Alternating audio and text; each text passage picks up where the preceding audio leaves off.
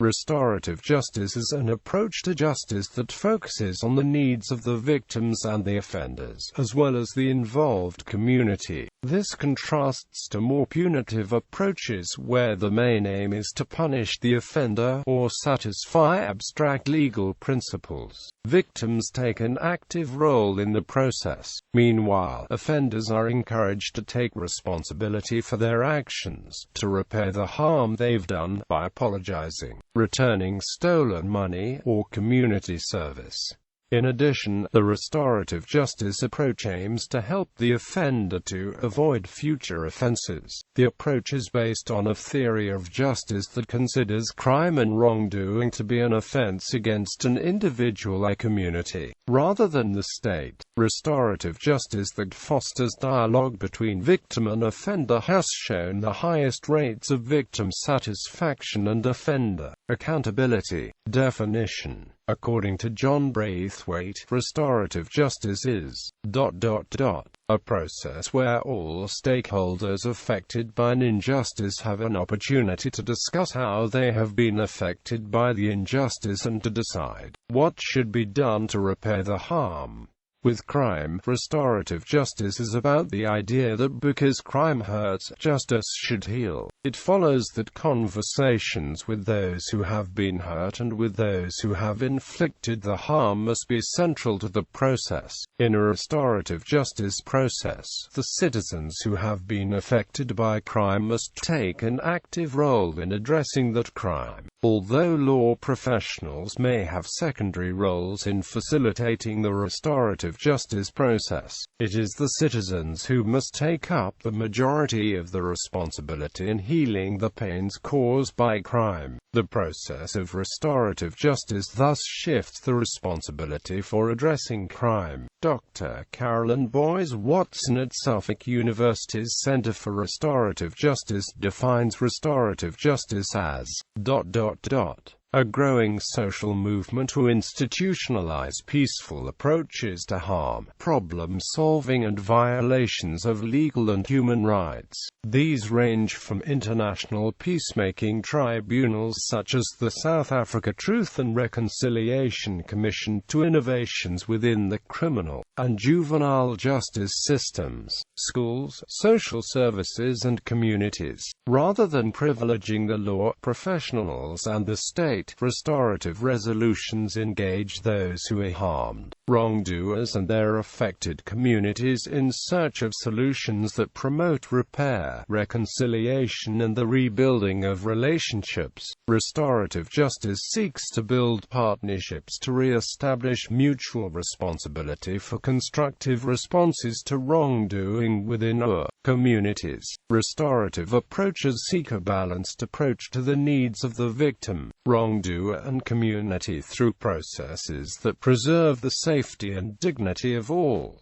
Difference with other approaches. According to Howard Zehr, restorative justice differs from traditional criminal justice in terms of the guiding questions it asks. In restorative justice, the questions are: who has been hurt? What are the needs?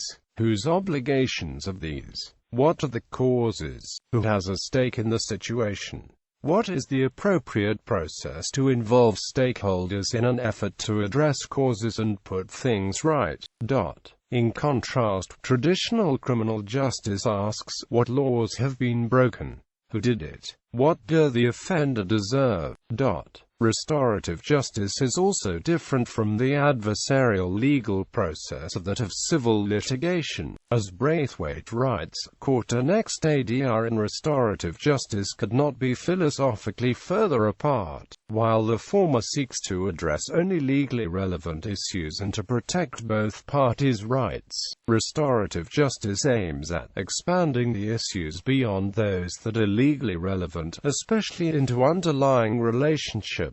History. Restorative approaches to crime date back thousands of years. In Sumer, the Code of Ur-Nammu required restitution for violent offenses. In Babylon, the Code of Hammurabi prescribed restitution for property offenses. In Israel, the Pentateuch specified restitution for property crimes.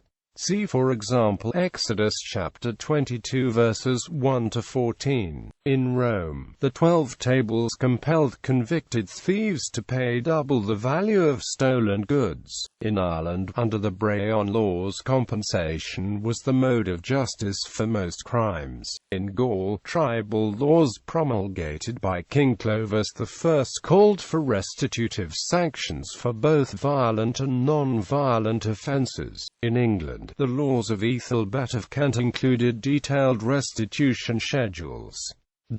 Following the Norman invasion of Britain in 1066 AD, retributive justice began to replace such systems.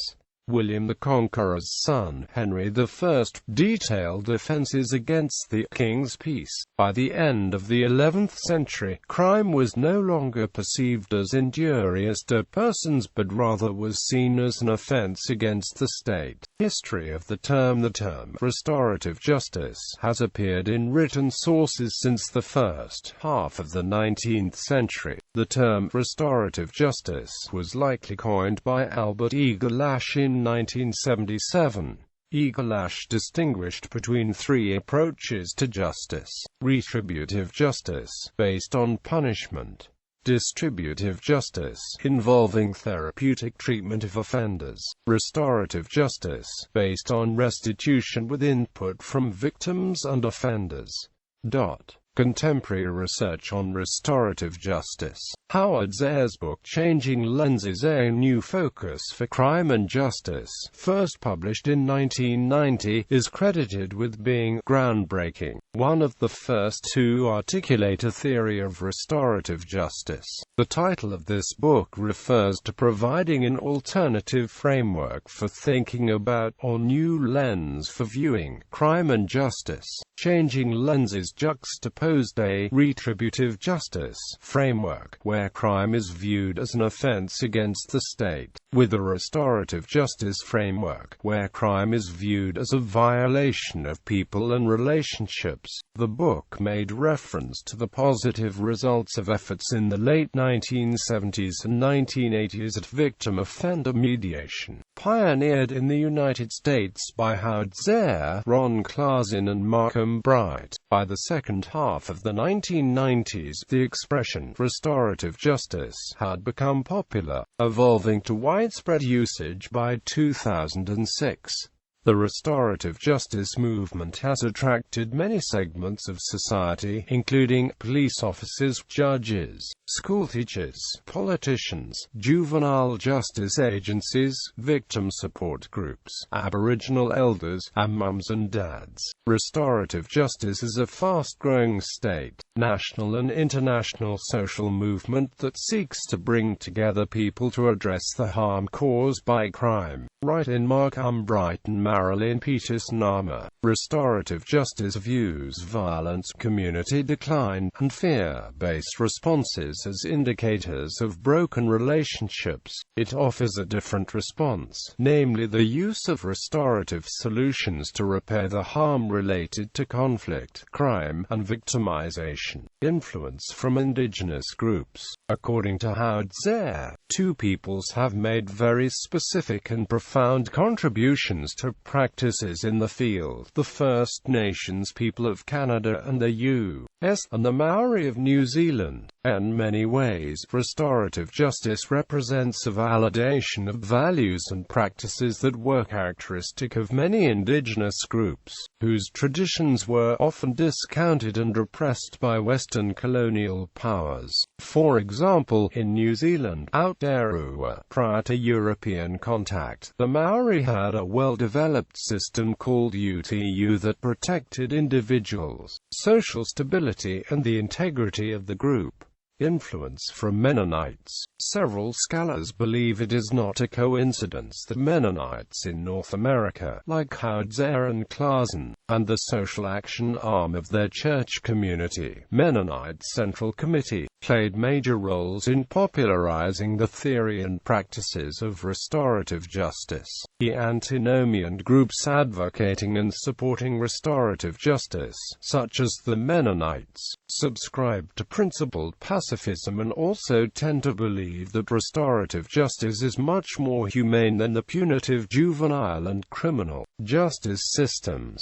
Recent developments in North America. In North America, the growth of restorative justice has been facilitated by NGOs dedicated to this approach to justice, such as the Victim Offender Mediation Association, as well as by the establishment of academic centers, such as the Center for Justice and Peacebuilding at Eastern Mennonite University in Virginia, the University of Minnesota's Center for Restorative Justice and Peacemaking, the Community Justice Institute at Florida Atlantic University, the Center for Peacemaking and Conflict Studies at Fresno Pacific University in California, and the Center for Restorative Justice at Simon Fraser University in British Columbia, Canada. Recent developments in continental Europe. The development of VAJ in continental Europe, especially the German-speaking countries, Austria, Germany and Switzerland, is somewhat different from the Anglo-Saxon experience. For example, victim-offender mediation is just one model of restorative justice, but in the present European context the most important one, as described in the works of Christa Pelikan and Thomas Trenchik. Restorative justice is not just a theory, but a practice-oriented attitude in dealing with criminal-relevant conflicts. Therefore, he says that we have moved forward beyond restorative justice to restorative practice application. In system-wide offenses, the South African Truth and Reconciliation Commission shows how restorative justice can be used to address system-wide offenses that affect broad swaths of a group or a society. In criminal cases, victims can testify about the crime's impact upon their lives, receive answers to questions about the incident, and participate in holding the offender accountable. Meanwhile, offenders can tell the story of why the crime occurred and how it has affected their lives. They are given an opportunity to compensate the victim directly to the degree possible. In criminal cases, this can include money, community service in general and/or specific to the offense, education to prevent recidivism, and/or expression of remorse. In social justice cases, impoverished victims such as foster children are given the opportunity to describe the future hopes and make concrete plans to transition out of state custody in a group process with their supporters.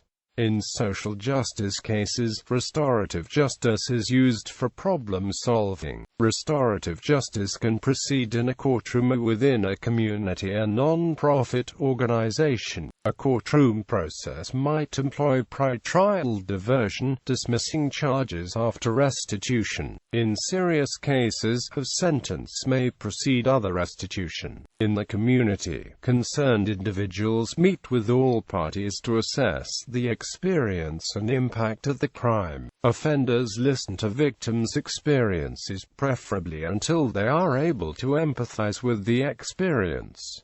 Then they speak to their own experience, how they decided to commit the offense. A plan is made for prevention of future occurrences, and for the offender to address the damage to the injured parties. All agree. Community members hold the offender accountable for adherence to the plan. While restorative justice typically involves an encounter between the offender and the victim, some organizations, such as the Mennonite Central Committee Canada, emphasize a program's values over its participants. This can include programs that only serve victims, but that have a restorative framework. Indigenous groups are using the restorative justice process to try to create more community support for victims and offenders, particularly the young people. For example, different programs are underway at Carnaweg, a Mohawk reserve in Canada, and at the Pine Ridge Indian Reservation of the Oglala Lakota Nation, within the United States. in prisons. Besides serving as an alternative to civil or criminal trial, restorative justice is also thought to be applicable to offenders who are currently incarcerated. The purpose of restorative justice in prisons is to assist with the prisoner's rehabilitation and eventual reintegration into society, by repairing the harm to the relationships between offenders and victims, and offenders and the community that resulted from the crime. Restorative justice seeks to understand and address the circumstances which contributed to the crime. This is thought to prevent recidivism once the offender is released. The potential for restorative justice to reduce recidivism is one of the strongest and most promising arguments for its use in prisons. However, there are both theoretical and practical limitations, which can make restorative justice unfeasible in a prison environment. These include difficulty engaging offenders and victims to participate in mediation, the controversial influence of family, friends, and the community, and the prevalence of mental illness among prisoners. Processes. Victim-offender mediation. Victim-offender mediation is usually a meeting, in the presence of a trained mediator, between victim and offender. This system generally involves few participants, and often is the only option available to incarcerated offenders. The VOM originated in Canada as part of an alternative court sanction in a 1974 Kitchener, Ontario case involving two accused vandals who met face-to-face with the many victims. Family group conferencing. Family group conferencing has a wider circle of participants than VOM, adding people connected to the primary parties, such as family, friends and professionals. FGC is often the most appropriate system for juvenile cases, due to the important role of the family in a juvenile offender's life. Examples can be found in New South Wales under the 1997 Young Offenders Act, and in New Zealand under the 1989 Children, Young Persons, and the Families Act. The New South Wales scheme has been favourably evaluated by the New South Wales Bureau of Crime Statistics and Research. Restorative conferencing. Restorative conferencing also involves a wider circle of participants than VOM. Restorative conferences, which have also been called restorative justice conferences, family group conferences and community accountability conferences, originated as a response to juvenile crime. An RC is a voluntary, structured meeting between offenders, victims, representatives from the community, and both parties, family and friends, in which they address consequences and restitution.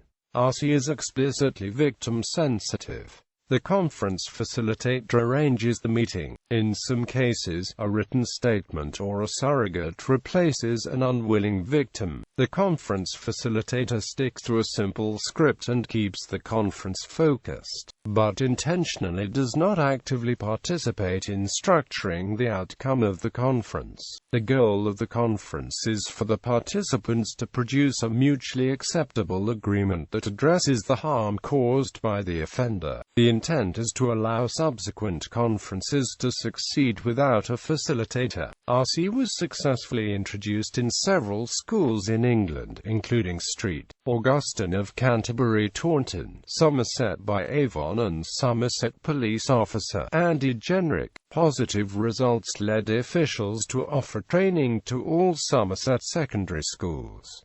Community restorative boards. A community restorative board, also referred to as community justice committees in Canada and referral order panels in England and Wales, is typically composed of a small group prepared by intensive training, who conduct public, face-to-face meetings. Judges may sentence offenders to participate, police may refer them before charging them, or they may engage outside the legal system. Victims meet with the board and offender, or submit a written statement which is shared with the offender and the board. Board members discuss the nature and impact of the offense with the offender. The discussion continues until they agree on a deadline and specific actions for the offender to take. Subsequently, the offender documents progress in fulfilling the agreement. After the deadline passes, the board submits a compliance report to the court or police,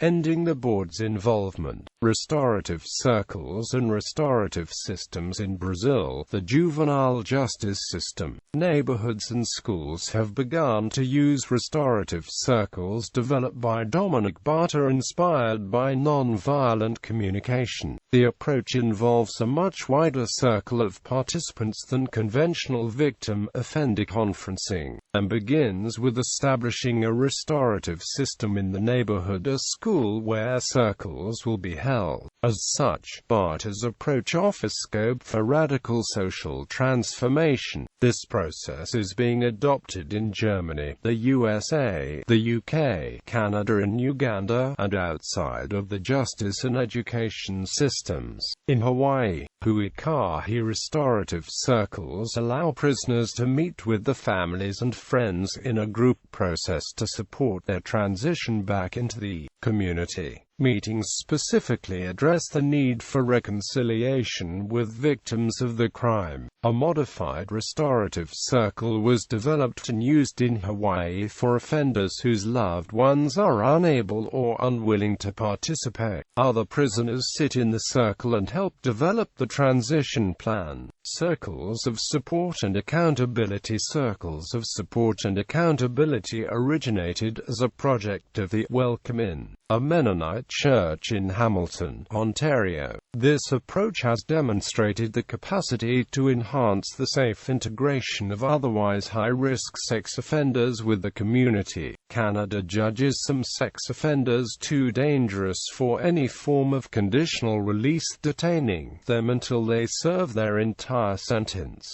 A subsequent conviction often leads to designation as a dangerous offender. Prior to 1994, many such offenders were released without any support or observation beyond police surveillance. Between 1994 and 2007, COSA assisted with the integration of well over 120 such offenders. Research indicated that surrounding a core member with 5 to 7 trained volunteer circle members reduced recidivism by nearly 80%. Further, recidivist offenses were less invasive and less brutal than without the program. COSA projects now exist in every Canadian province and every major urban centre.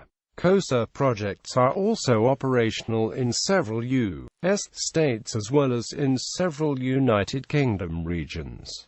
Sentencing circles. Sentencing circles use traditional circle ritual and structure to involve all interested parties. Sentencing circles typically employ a procedure that includes application by the offender, a healing circle for the victim, a healing circle for the offender, a sentencing circle, and follow-up circles to monitor progress. Implementation. Brian Royce developed an approach he called operationalized restorative justice for a contracted private prison for the state of Pennsylvania in the United States.